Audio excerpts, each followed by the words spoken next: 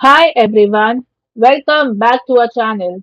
Today in this video we are going to see how to fix Schlage keypad lock keeps spinning, motor/clutch issue, calibration and reset.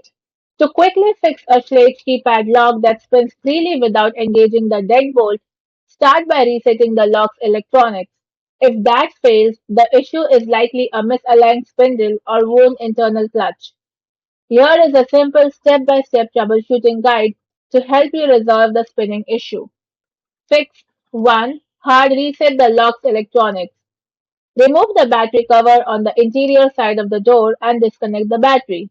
Then press the exterior switch button once, and while still pressing that button, reconnect the battery and continue holding the button for 10 seconds until the keypad lights up green and beeps.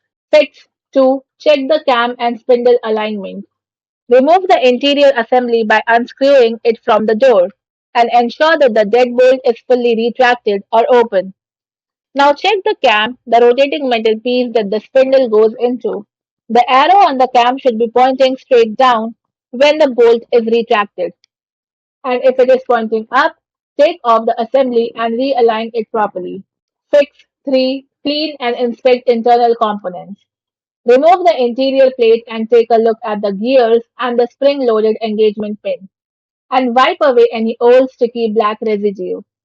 Then use a dry lubricant like graphite powder to lightly grease the moving parts.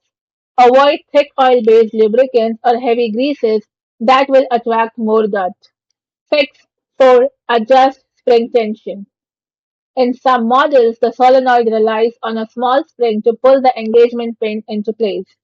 If the pin is not catching, it may mean the spring has lost tension. You can gently adjust the spring or reposition the solenoid so that the pin is forced upward faster when you enter your code. Thanks for watching, and for more such informative videos, do like, share and subscribe to our channel.